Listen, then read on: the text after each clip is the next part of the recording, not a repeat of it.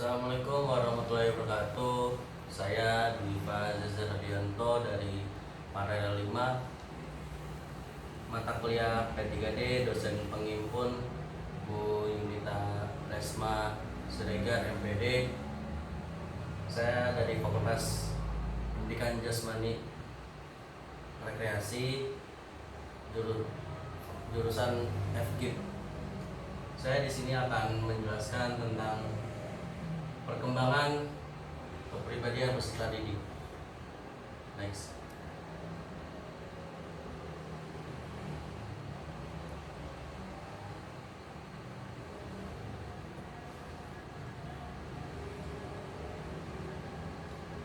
Pengertian kepribadian menurut proses sosialisasi kepribadian juga warna nilai-nilai kita, keyakinan dan harapan, faktor keturunan yang berkontribusi untuk pengembangan kepribadian, melakukan sebagian hasil dari interaksi dengan lingkungan sosial tertentu di mana orang hidup. Jadi kita sebagai makhluk hidup, manusia contohnya, kita punya kepribadian khusus dan yang berbeda-beda masing-masing setiap orang.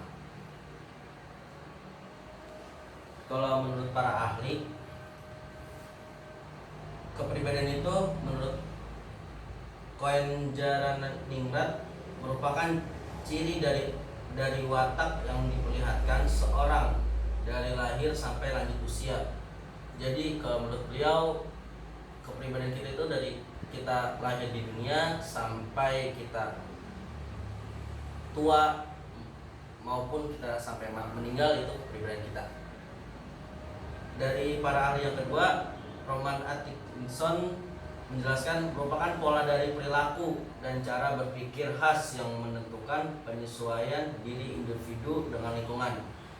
Jadi kepribadian kita itu ada yang dari faktor lingkungan, entah itu baik, jahat, atau sebaliknya. Next.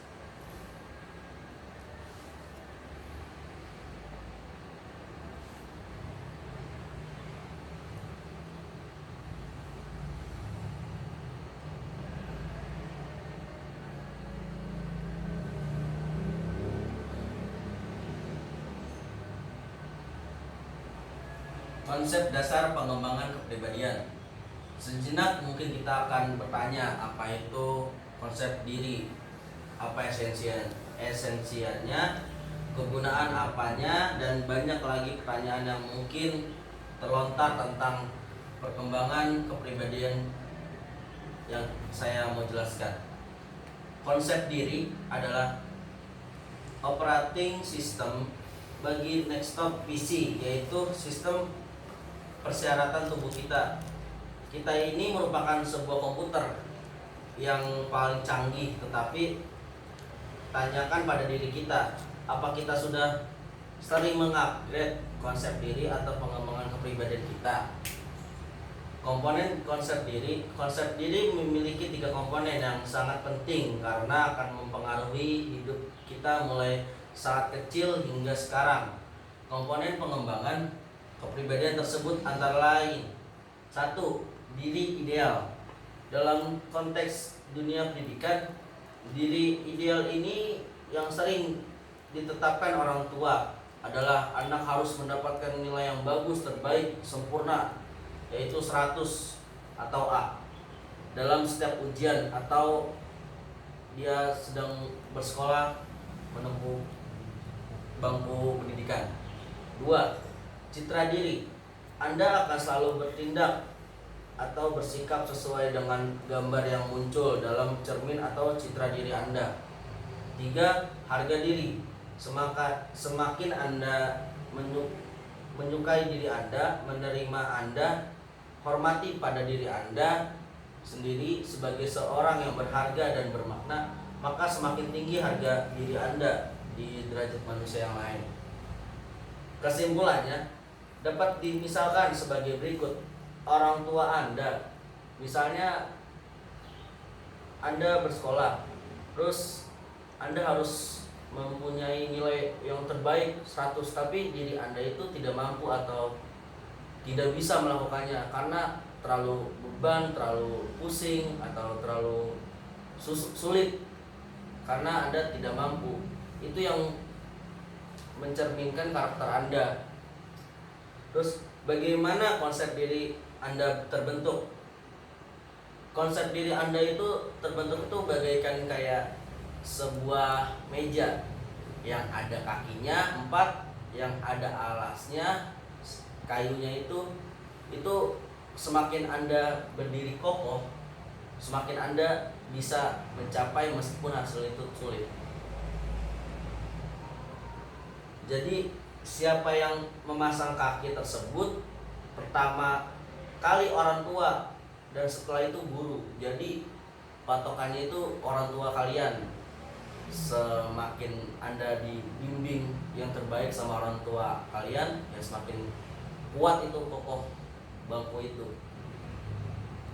Seberapa intensitas emosi yang ditimbul saat ini, sedih, malu, bahagia, senang, dan lain-lain, itu membuat jati diri Anda. Repetisi semakin sering berarti semakin kuat kaki yang terpasang. Jadi semakin kalian kuat untuk menjalani hari-hari Anda di bangku sekolah, kuliah, itu semakin Anda bisa kuat menghadapi situasi bersama orang lain. Next.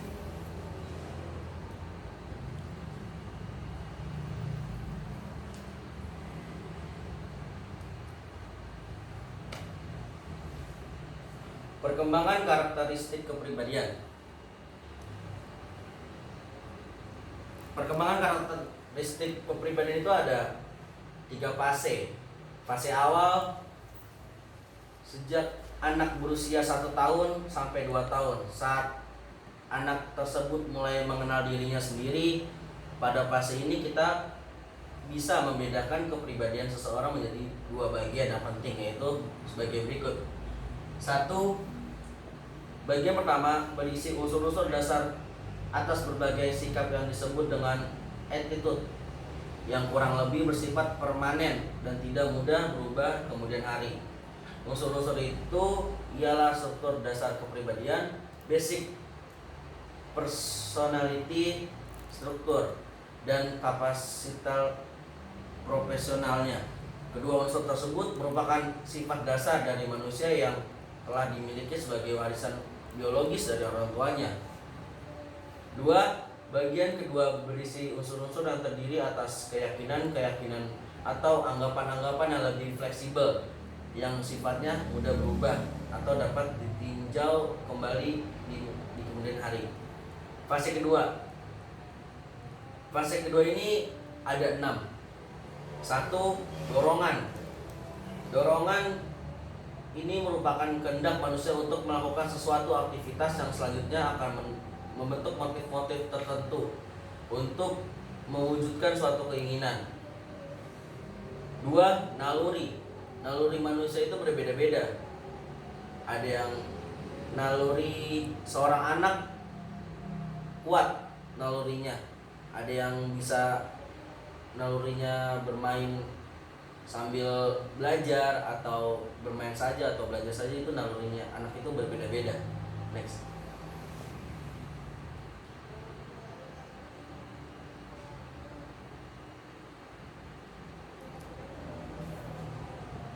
Ketiga, getaran hati. Emosi dan getaran hati merupakan sesuatu yang abstrak yang menjadi sumber perasaan manusia. Emosi dapat menjadi pengukur segala sesuatu yang ada pada jiwa manusia seperti senang, sedih, indah, serasi, bahagia, dan yang lainnya. Perangai merupakan perwujudan dari perpaduan antara hasil dan pemikiran manusia yang tampak dari raut muka maupun gerak-gerak seseorang. Perangai ini merupakan salah satu unsur dari kepribadian yang mulia, yang mulai real dapat dilihat dari indikasi dan oleh orang lain. Jadi berinteraksi dengan orang lain.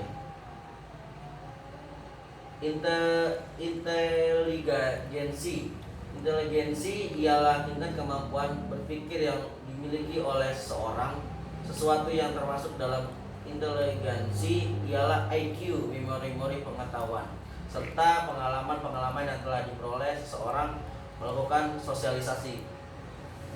6 bakat atau talent.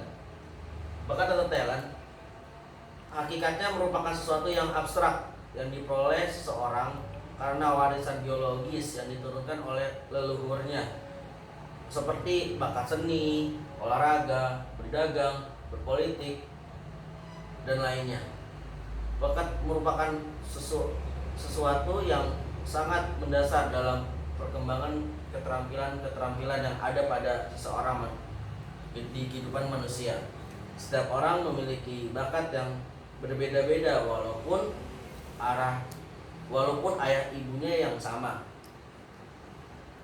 Fase ketiga ini dibagi menjadi fase 3 ini ada 1, kepribadian.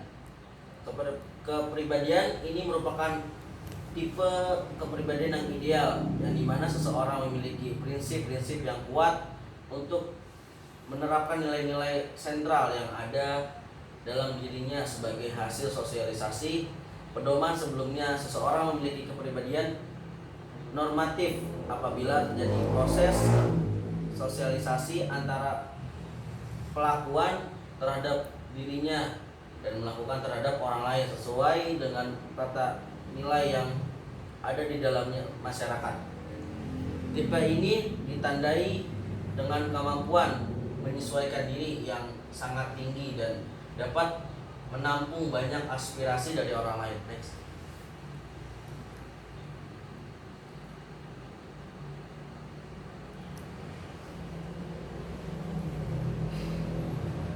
Lanjut, penilaian kepribadian.